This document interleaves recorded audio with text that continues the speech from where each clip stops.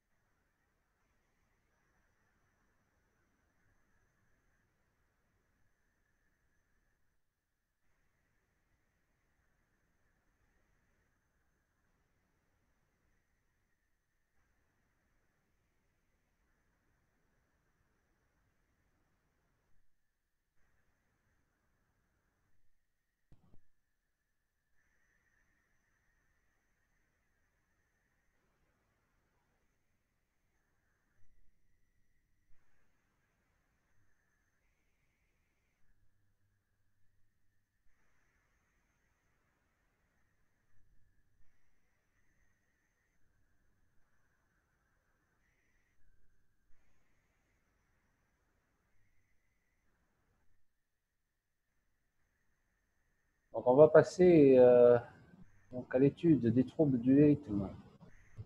À l'étage supraventriculaire, ces troubles du rythme regroupent tous les troubles de rythme dont le siège au-dessus de la bifurcation du tronc de faisceau de Higgs.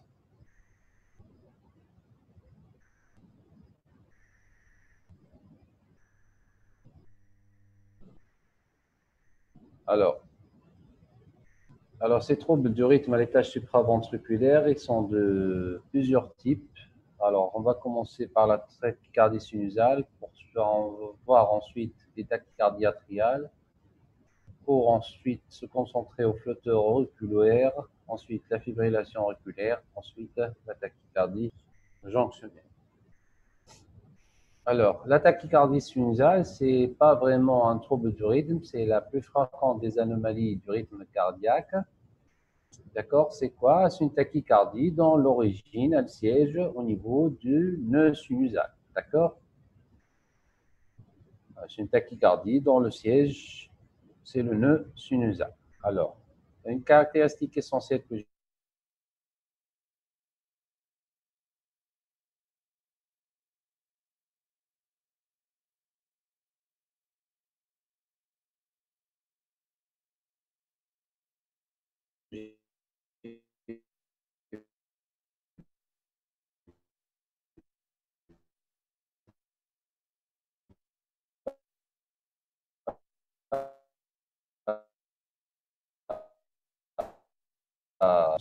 ils vont être obligatoires. Hein. Les complexes QRS, ils sont précédés par des ampées qui sont d'origine sinusale normale, c'est-à-dire qu'ils sont positifs en D2, D3 et ABF, et le PR et les constants. Donc, le début et la fin sont généralement progressifs et surtout, les causes sont surtout secondaires. Toute tachycardie sinusale, il faut recharger une cause secondaire. Toute fièvre, vous savez que pour chaque augmentation d'un degré de température, il y a une augmentation de la fréquence cardiaque, une tachycardie sinusale de 10 battements par minute.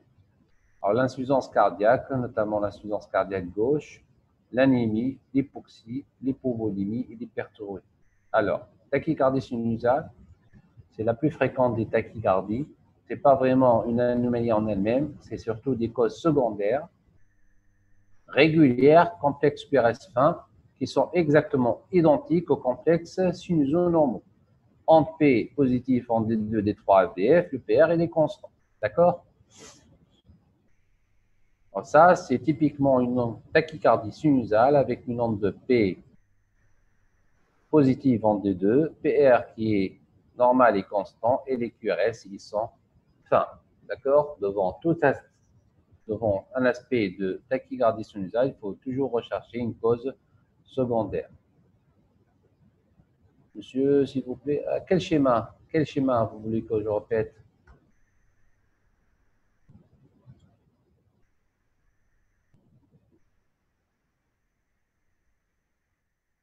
C'est quel schéma?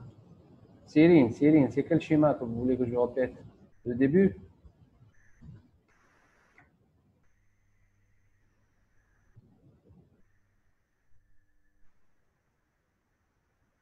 Alors, le premier, on a dit qu'on va s'intéresser aux troubles du rythme supraventriculaire.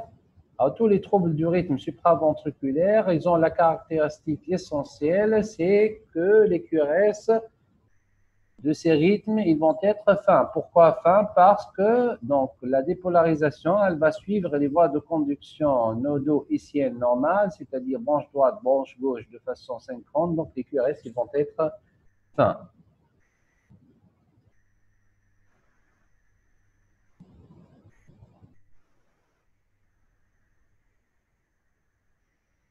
Alors, on va s'intéresser donc à la fibrillation auriculaire. Alors, la fibrillation auriculaire, c'est le trouble du rythme, tout trouble du rythme confondu, le plus fréquent dans la population générale. D'accord? C'est un trouble du rythme extrêmement fréquent et dont l'incidence augmente avec l'âge. Il atteint une prévalence de 10% de la population générale au-delà de 80 ans. D'accord? C'est un trouble de rythme qui est extrêmement fréquent. D'accord? Alors, la fibrillation auriculaire, c'est quoi en fait? C'est un trouble du rythme dont l'origine, c'est de multiples foyers ectopiques qui siègent à l'intérieur de l'oreillette. D'accord? C'est de multiples foyers. On parle de foyers de micro-réentrée qui qui siègent au niveau des oreillettes. Donc, c'est le trouble du rythme le plus fréquent. Alors, dans ce cas, l'activité auriculaire sinusale normale, elle est remplacée par une activité auriculaire qui est rapide et qui est désorganisée et qui correspond à des circuits de réentrée auriculaire multiples dont le nombre est variable. Alors, la caractéristique essentielle de la fibrillation auriculaire, c'est que c'est une tachycardie qui est irrégulière et bien sûr, parce qu'elle est supraventriculaire, les QRS, ils sont fins. Donc, c'est une tachycardie irrégulière à complexe QRS fin. Premier diagnostic à évoquer devant toute tachycardie irrégulière avec des QRS fins, c'est la fibrillation auriculaire parce que c'est le trouble du rythme le plus fréquent. Alors, dans ce cas, l'activité auriculaire,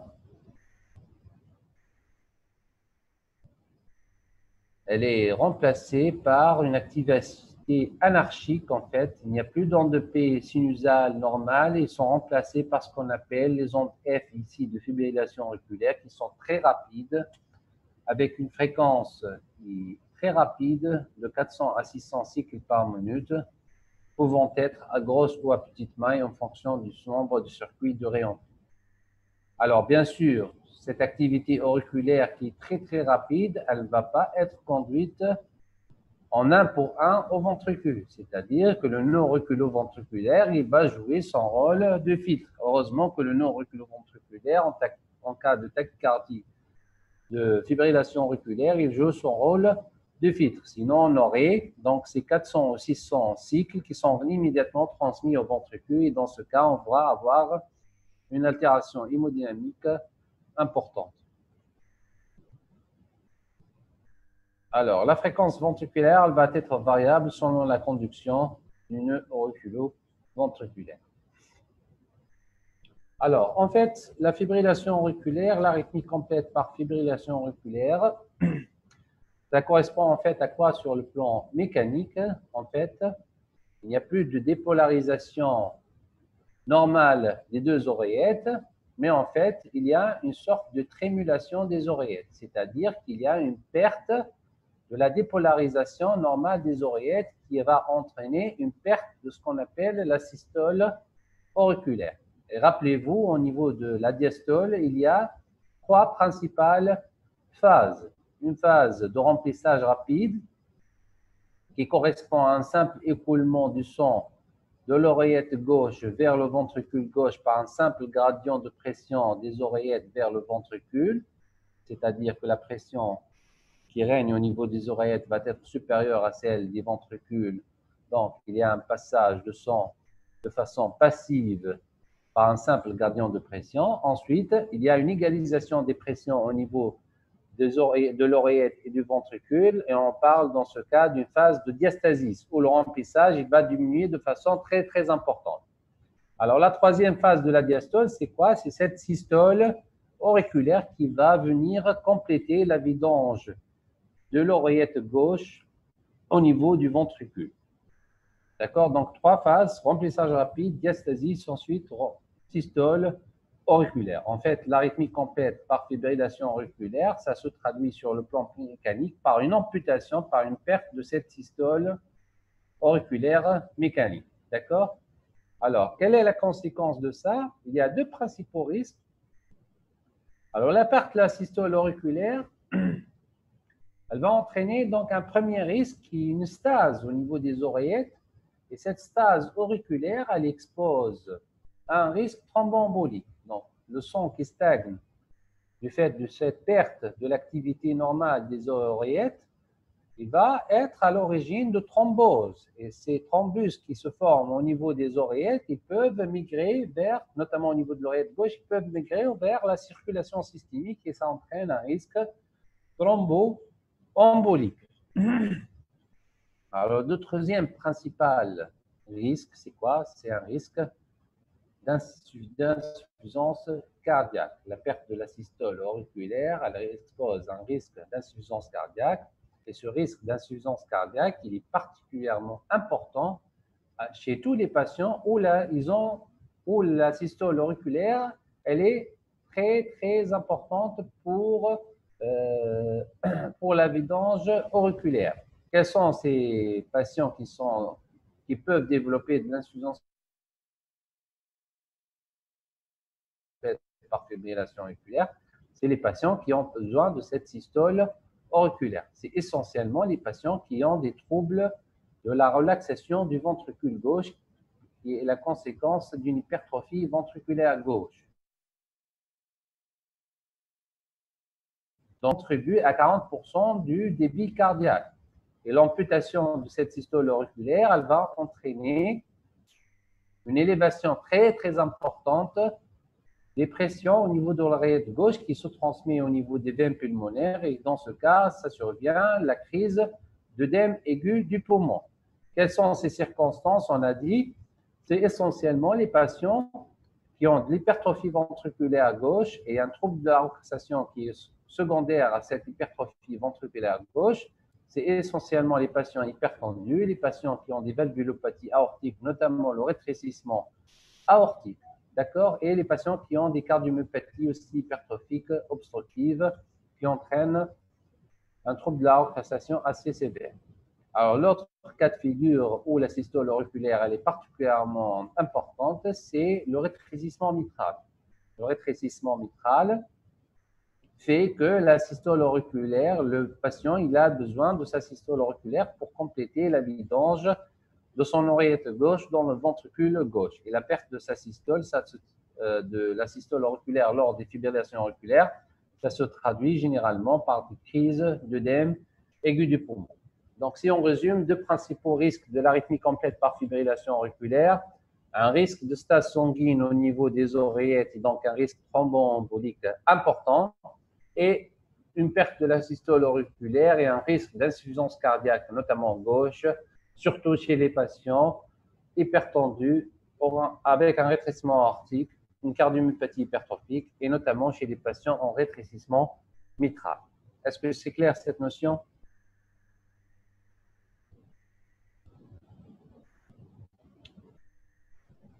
Alors, je dois aller à la question qui s'est répétée à deux reprises. Donc, comment on dit ACFA ou fibrillation auriculaire? Alors, l'arythmie complète par fibrillation auriculaire, c'est la même chose que la fibrillation auriculaire.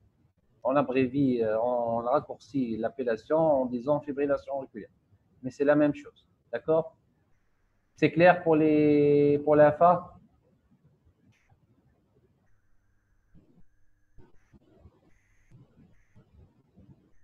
D'accord, très bien. Donc, on va passer. Alors, regardez ici, ça, c'est typiquement un électrocardiogramme qui montre en fait donc un rythme d'arythmie complète par fibrillation auriculaire. Alors, je vous conseille toujours pour la lecture de l'électrocardiogramme, pour analyser le rythme cardiaque, regardez cette dérivation, on l'appelle le D2 lent. D'accord? Toujours dans l'OCG 12 pistes, vous avez les 12 dérivations standards et en bas, vous avez un enregistrement de ce qu'on appelle le D2 lent. Le D2 lent, ça donne une idée sur la fréquence cardiaque, sur la régularité du rythme et ça permet d'analyser le rythme. Donc, regardez ici, il y a un rythme qui est complètement régulier, irrégulier, avec des R qui sont complètement différents. D'accord? Donc, c'est un rythme qui est irrégulier. Les QRS, ils sont fins. Et regardez, les ondes P sinusales sont remplacées par ce qu'on appelle ici des mouvements de la ligne isoélectrique et ça correspond en fait aux ondes F de fibrillation auriculaire. D'accord? Et qui sont à une fréquence qui est très très élevée. On est dit ici, donc c'est autour de 400 par minute. D'accord? Donc, rythme irrégulier, disparition de l'onde P qui sont remplacées par des ondes F de fibrillation auriculaire. QRS fin, il s'agit ici d'une arythmie complète par fibrillation auriculaire à grosse maille. Ici à grosse maille parce que on peut individualiser donc de façon assez simple les ondes F de fibrillation auriculaire. Alors l'autre cas de figure ici, c'est une fibrillation auriculaire. Regardez ici D2 lent. Il s'agit d'un rythme qui est complètement irrégulier. Il n'y a pas d'ondes de P qui sont remplacées par des ondes F, mais qui sont à très petite maille, qui sont difficilement donc, individualisables. D'accord? Les QRS sont pas. Il s'agit d'une arythmie complète par fibrillation auriculaire à petite maille. Donc, on va passer donc à l'étude des tachycardies atriales focales, ou ce qu'on appelle la tachysystolie auriculaire.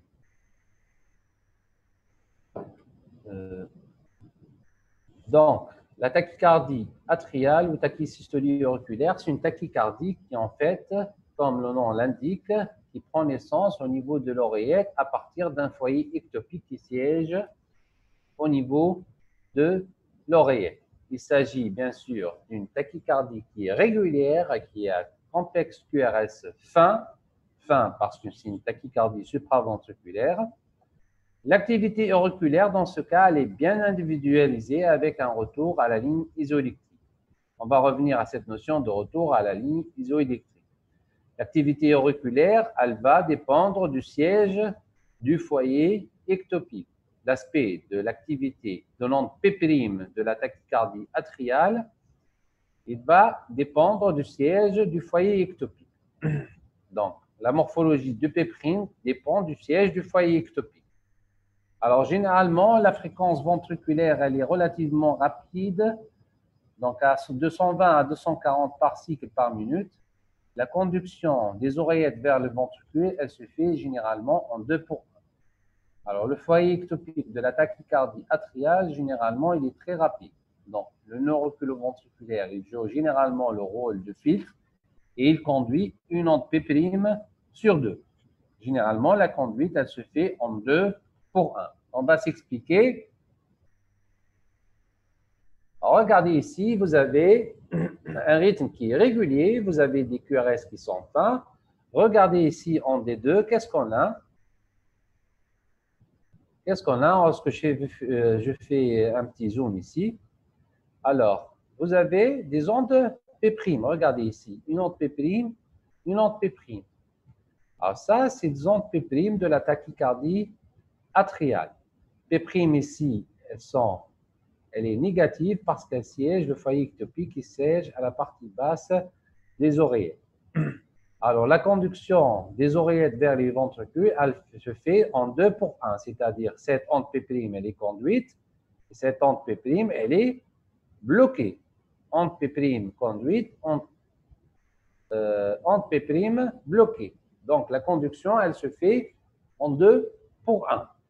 Alors, chose très importante, regardez, cette onde P', elle est suivie par une onde P', mais toujours avec un retour à la ligne isoélectrique. Ça, c'est un diagnostic différentiel très important avec ce qu'on appelle le flotteur auriculaire. Dans le flotteur auriculaire, il y a une activité auriculaire rapide, mais il n'y a pas, dans dents de scie on l'appelle, il n'y a pas de retour à la ligne isoélectrique.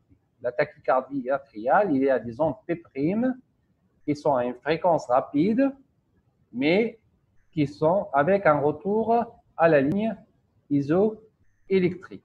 D'accord? Alors, la tachycardie atriale, elle est beaucoup plus rare que la fibrillation auriculaire. D'accord? C'est un trouble de rythme dans le siège. C'est un foyer ectopique au niveau des oreillettes. Une tachycardie régulière à complexe QRS fin. Alors, l'onde P', elle va avoir une morphologie différente selon le siège de ce foyer ectopique. La conduction ventriculaire, elle se fait généralement en 2 pour 1. Alors, les étiologies, elles sont multiples, donc tout ce qui est intoxication digitalique, tout ce qui est infarctus du myocarde à la phase aiguë et toutes les cardiopathies à un stade avancé peuvent se compliquer donc d'une tachycardie atriale. C'est clair?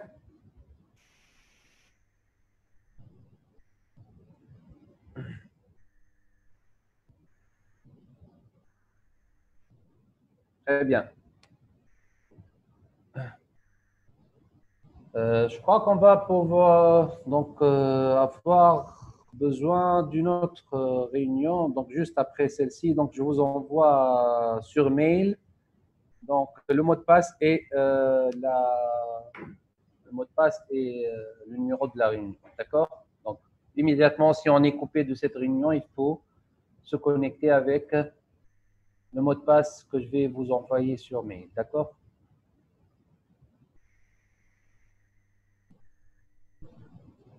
Alors, le flotteur auriculaire, les flotteurs auriculaires, c'est quoi en fait? Le flotteur auriculaire, donc on va passer à cette notion de réentrée. Donc,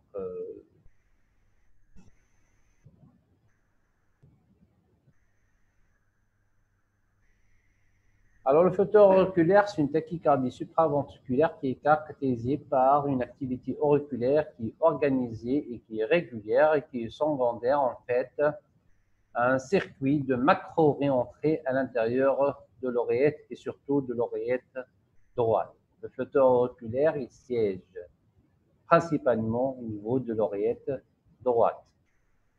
Alors, il est défini par un aspect électrocardiographique qui comprend une activité auriculaire régulière sans retour à la ligne isoélectrique, comme dans le, contrairement à la tachycardie atriale, dans au moins une dérivation. Alors, je m'explique. Le flotteur auriculaire, en fait, c'est quoi? C'est un circuit de macro-réentrée à l'intérieur de l'oreillette droite. Donc, c'est un circuit de macro-réentrée à l'intérieur de l'oreillette droite. Alors, ce circuit, il siège autour de l'anneau tricuspide. D'accord? Le circuit de macro-réentrée, il siège autour de l'anneau de la valve tricuspide.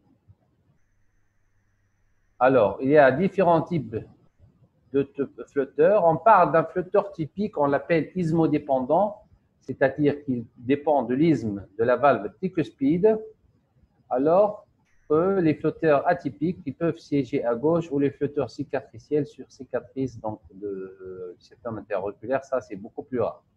Alors, le flotteur typique commun, il siège autour, le circuit de macro-orienté siège autour de la valve tricuspide, et généralement, il a un sens anti-horaire. D'accord? Le circuit de macro-entrée, il a un sens anti-horaire. Alors, le flotteur auriculaire typique inverse, c'est le cas inverse, c'est-à-dire que le circuit de macro-entrée tourne autour de l'anneau tricuspide dans le sens horaire. Alors, sur le plan électrocardiographique, c'est ce qui nous intéresse essentiellement, ça, c'est que l'activité auriculaire normale, sinusale, elle est remplacée par une activité électrique typique, on l'appelle en dents de scie. C'est des ondes F de flotteurs qui ont un aspect typique en dents de scie. avec une montée rapide, puis une descente plus lente, sans retour à la ligne isoélectrique, ce qui fait la différence avec le flotteur, la tachycardie atriale. Vous avez ici donc, les ondes F de flotteur auriculaire avec un aspect en dents de scie, sans retour à la ligne isoélectrique. Rappelez-vous, dans la tachycardie atriale, on a une onde P', ensuite un retour à la ligne isoélectrique. Dans le flotteur auriculaire, on a un aspect en dents de scie, mais sans retour à la ligne isoélectrique. Ces ondes F sont caractérisées par une montée rapide, ensuite une descente plus lente. D'accord?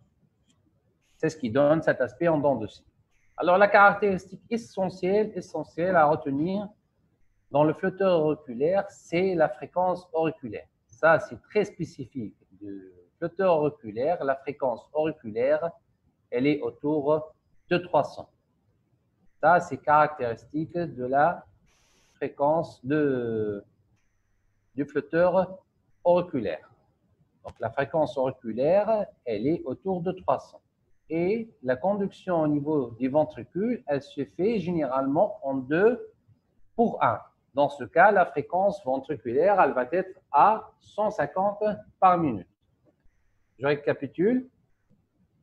Fréquence auriculaire typiquement à 300. La conduction auriculo-ventriculaire, elle se fait généralement en 2 pour 1, c'est-à-dire une onde conduite, une onde bloquée. Donc, la fréquence ventriculaire, elle va être autour de 150. Et ça, c'est une fréquence typique du flotteur auriculaire. Chaque fois que vous avez une tachycardie avec une fréquence qui est presque égale à 150, toujours, il faut évoquer le flotteur auriculaire. Alors, parfois, donc, cette conduction, on a dit que la conduction, elle se fait généralement en 2 pour 1. Parfois, la conduction, elle va être variable. Je m'en ai à variable. C'est-à-dire, parfois, le nœud, il conduit 1 sur 3, parfois 2 sur 1, 1 sur 1, 2, parfois 1 pour 1. Donc, la conduction, lorsqu'elle est variable, on va avoir un rythme qui est irrégulier. Donc, la fréquence ventriculaire, elle est typiquement de 140 à 150 cycles par minute. Donc, en conduction 2 pour 1. Alors, regardez ici, vous avez une tachycardie à complexe régulière, ici, à complexe QRS qui est fin, donc il s'agit probablement d'une tachycardie supraventriculaire. Alors, regardez ici, la fréquence ventriculaire, elle est autour de combien? Si je fais le calcul de la fréquence ici, c'est environ, donc 2 carreaux ici, 300 sur 2 carreaux, ça fait environ 150. Alors, chaque fois que vous avez une tachycardie QRS fin, 150 de fréquence, il faut toujours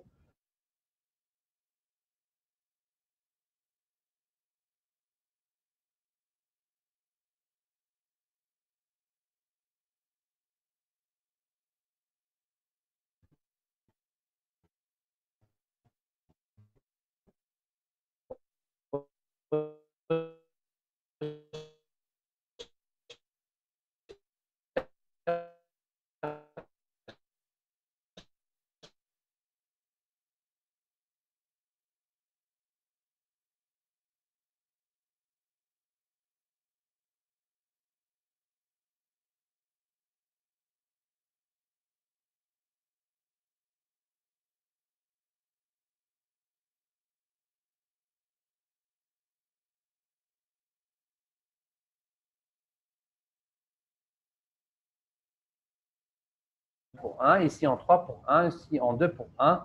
Donc, ça vous fait donc, une conduction variable, donc un rythme irrégulier. Donc, ici, il s'agit d'un rythme irrégulier non sinusal. Donc, il s'agit d'un flotteur auriculaire à conduction variable.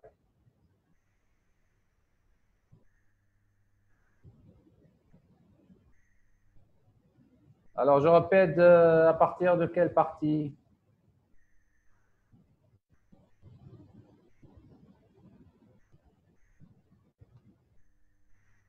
Le CG précédent, d'accord, d'accord.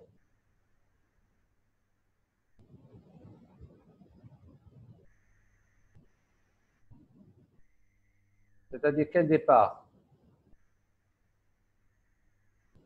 Vous Vous voulez que je répète à partir de quelle partie? Oui?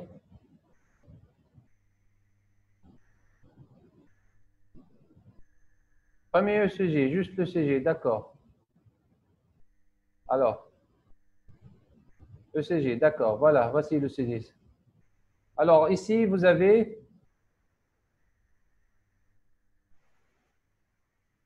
Alors, ici, vous avez...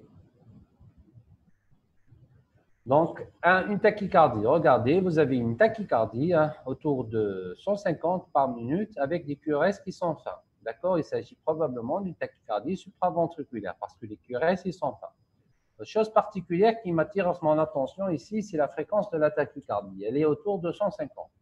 Et on a dit que devant toute tachycardie avec une fréquence à 150, il faut toujours rechercher ou évoquer le diagnostic d'un flotteur auriculaire. Alors, pour rechercher ce flotteur auriculaire, je vous conseille toujours de se concentrer sur la deuxième ou la troisième dérivation périphérique. Alors, regardez l'aspect ici en D2. Qu'est-ce qu'on a? On n'a pas des ondes P sinusales normales, mais on a cet aspect en dents de scie. D'accord? Cet aspect en dents de scie, avec une montée rapide, une descente plus lente et une montée rapide, une descente plus lente. Mais surtout, sans retour à la ligne isoélectrique. Donc, il ne s'agit pas ici d'un tachycardie atriale, mais plutôt d'un flotteur auriculaire et qui conduit en 2 pour 1. Fréquence auriculaire égale 300, fréquence ventriculaire égale 150. D'accord? C'est clair? Je peux passer ici?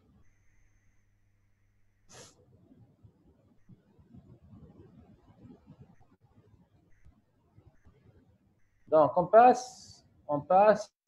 Donc, l'autre CG, ici, je vous ai montré un cas typique d'un flotteur auriculaire, mais avec une conduction auriculaire qui est variable. C'est-à-dire que le nœud auriculo-ventriculaire, tantôt, il laisse passer 1 sur 4, tantôt 1 sur 3, tantôt 1 sur 2. Donc, on va avoir un rythme qui est irrégulier. Un rythme irrégulier avec des QRS fins, mais les ondes P, ils sont remplacés par des sondes F de fibrillation auriculaire, de flotteur auriculaire. Regardez cet aspect typique, il n'y a pas plus typique que ça, de l'aspect en dents de scie, avec des ondes F, mais sans retour à la ligne isoélectrique. D'accord?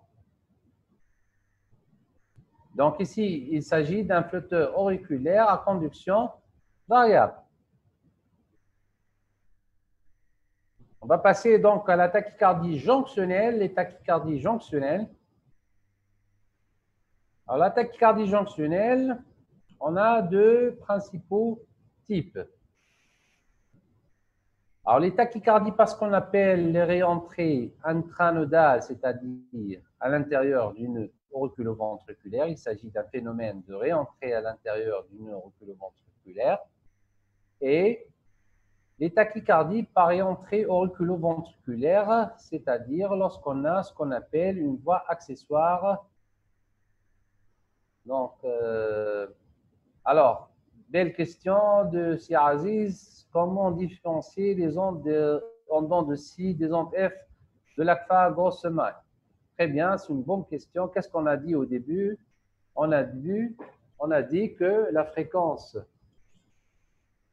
des ondes F de fibrillation auriculaire, elle est très, très rapide. C'est de 400 à 600 par minute. Alors que les ondes F de flotteurs auriculaires, ils sont beaucoup plus lentes. C'est autour de 300. C'est la fréquence typique de flotteur. Donc, comment on différencie entre une fibrillation auriculaire à grosse maille et un flotteur auriculaire? C'est avant tout la fréquence des oreillers. C'est la fréquence de dépolarisation des oreillers. Elle est très rapide en cas de fibrillation auriculaire et elle est beaucoup plus lente, autour de 300 en cas de flotteur auriculaire. C'est clair?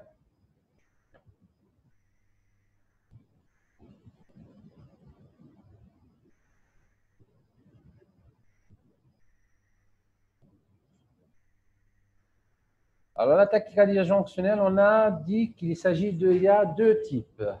Un type, on va revenir sur ça, il faut nous suivre.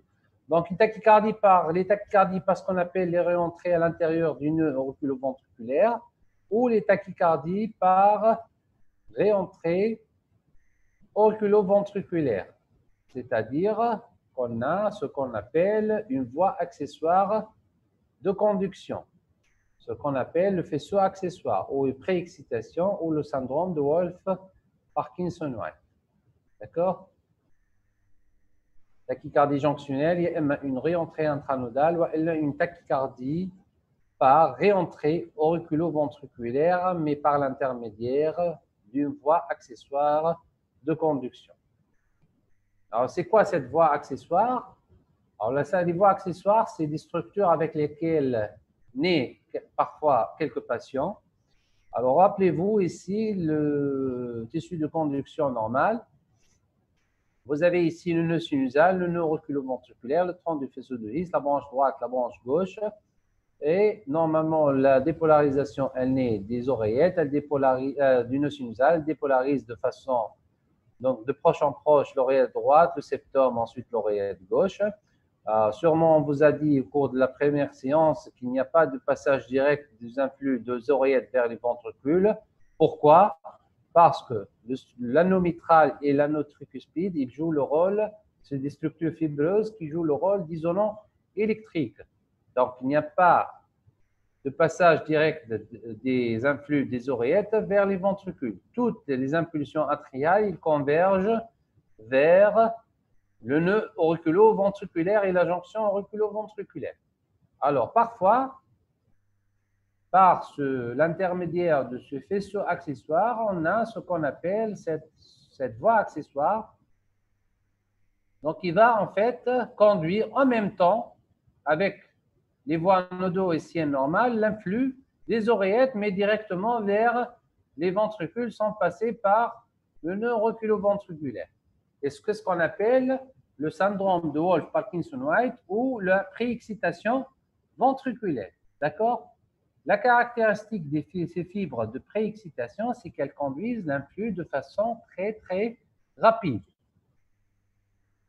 Alors, lorsqu'on a une voie accessoire de conduction, regardez qu'est-ce qui se passe sur l'électrocardiogramme de surface.